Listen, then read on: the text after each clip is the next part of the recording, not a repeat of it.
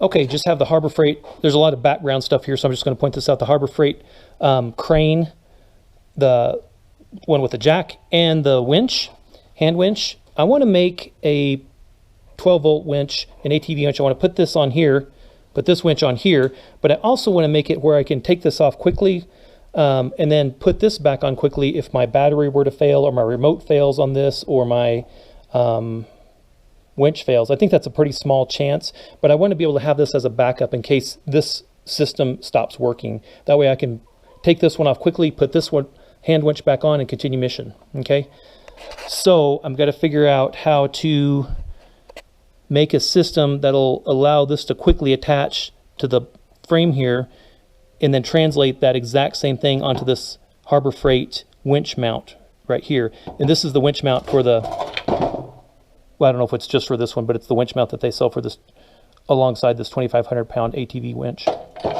Okay, all right, let's get this figured out. Okay, is this even gonna work? I don't even know. I've just been building and building, haven't made any videos of the build, hardly at all, so I'm just gonna show you what I did here real quick. I've made basically this winch where I can take it off easily with this cross pin and put it on my crane for my trailer so I can lift logs with it. Also, but I can quick disconnect it if it fails, if my battery fails, or the switch fails, or the control fails, or whatever. I can take it off quickly and put on the manual winch and still crank stuff up. Okay, so basically that's what that is right there. And that's just a quick release linch pin. This pin pulls out and then it moves. This is a 3/8 rod. Hopefully that's big enough. We're going to find out. Comes up here, welded this sheave block on, and tried to get it with enough height that as the cable gets taut, it doesn't hit there. It comes up to another sheave block here. I welded on some ears there, and then the R pin that I can pop it off and just pull the cable through if I need to, but this will keep the cable from flipping over if a load ever breaks. Hopefully that'll do that. I also extended this because the sheave block at the end up here, when this is raised way up even higher, the cable comes down between here. This will basically keep the cable free of contacting this piece of metal here when this is in its fully highest position. Okay, so I don't even know if this generator is going to fit between here, but I'm going to go ahead and extend this out to its full length. And this is the 2,000 pound, or sorry, 2 tons, so 4,000 pound shop crane. So got this all welded up. Hopefully it'll hold. We're going to find out here in a minute. And I'm pretty confident in the sheave block because it's rated at like I forget. It was like 1,000 pounds or something. I can't remember what these are rated at, but anyway, it should be enough for what I'm doing. Okay, this is the Harbor Freight winch, of course. You'll recognize it. It was $49. I think I've had this literally for 6 years. It's been sitting on my shelf for that long, and I just haven't done anything with it. It's actually sitting at my buddy's house for 2 or 3 years. I gave it to him thinking he might find a use for it, and he finally gave it back to me and said, I'm never going to use it. So I'm hooking it up here, and got a deep cycle battery. Hopefully this will do it. Let's find out.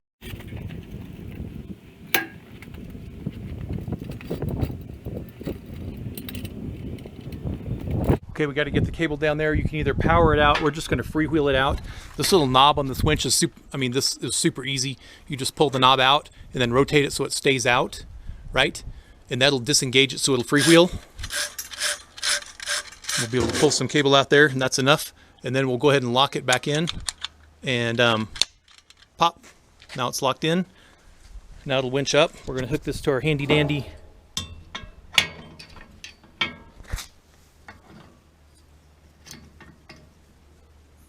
hole there.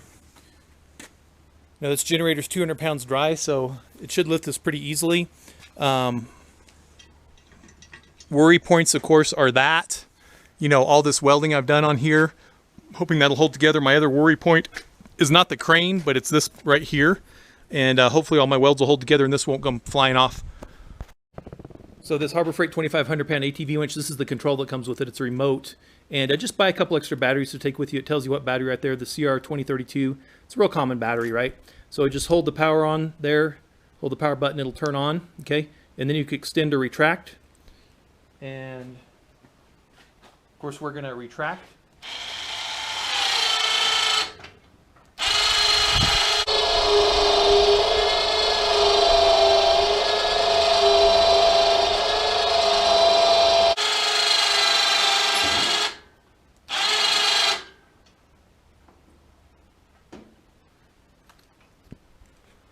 Okay, that was pretty dang easy.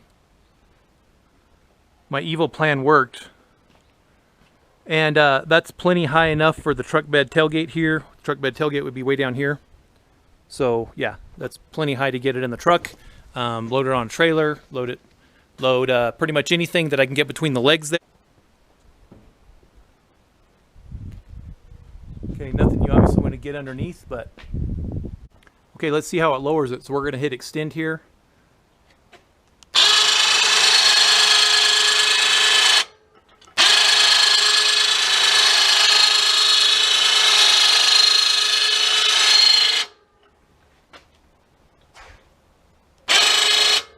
All the pulleys are turning. This powers off automatically after a certain time period. We're just going to push it. 2 minutes is what it says. That'll power it off. Okay, so hooking this winch up was really easy. Red to the little red, there's the positive and the negative there. To the black, it actually has a white ring there, but that's the negative side. Goes through their solenoid box here.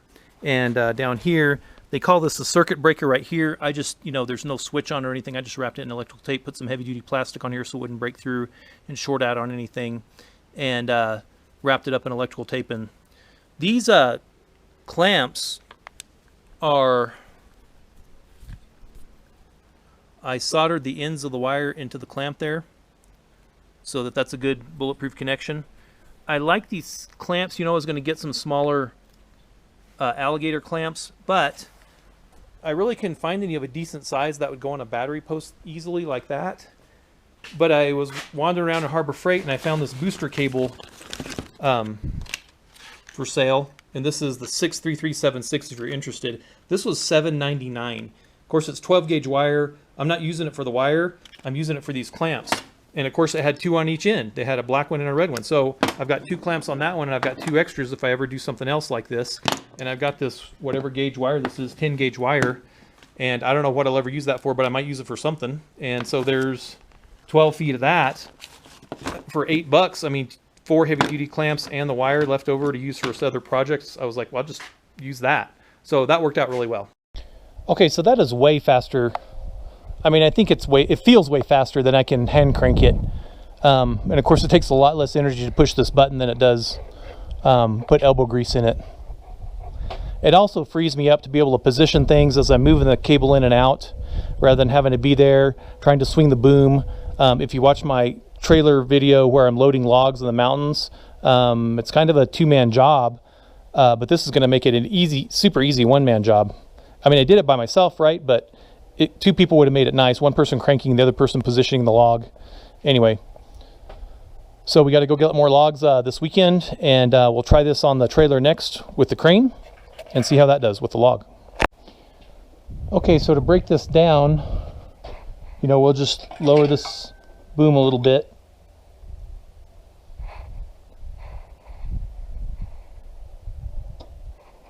Good enough. We can retract it, and I got rid of the Harbor Freight pins. I had one of these sitting on the shelf, so this is kind of nice.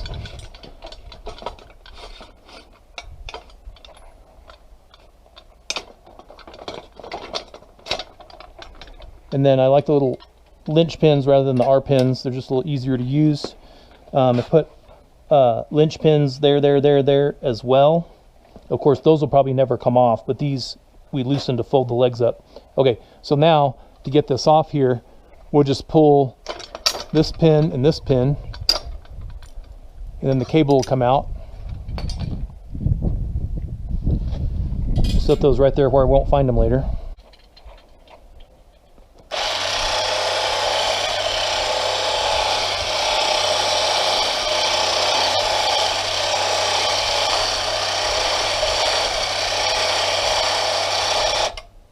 Okay,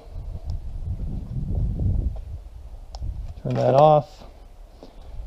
Now as far as taking this off goes, we can take that off later, but as far as just removing the winch, it's free up front. So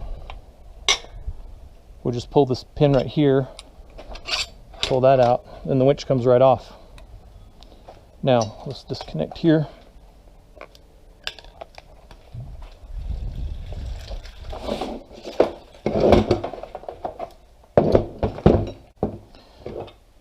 Take the manual winch, put it on.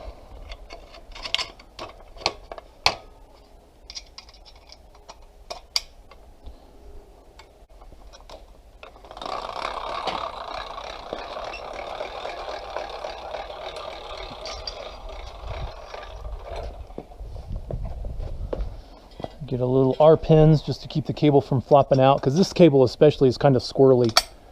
The winch cable isn't too bad, but now this sheave block, you'll see that I moved the wheel from there to there. Okay, so now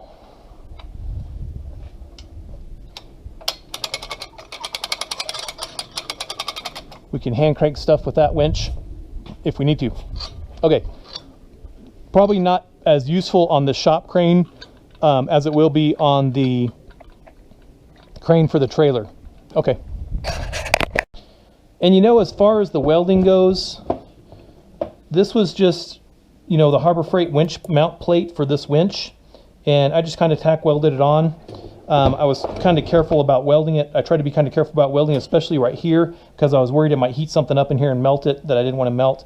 Otherwise, I just kind of stitched it there. I didn't weld any on the front, but I did weld some along the back. And I thought, well, for another few bucks, I'll just buy another plate. If this winch ever goes, I'll just buy another plate. Or I can use the cutoff wheel and get it right there, cut it off there, and then cut it off right there, and just have the winch off. Okay, and the winch will come right off. Then I could reuse the plate.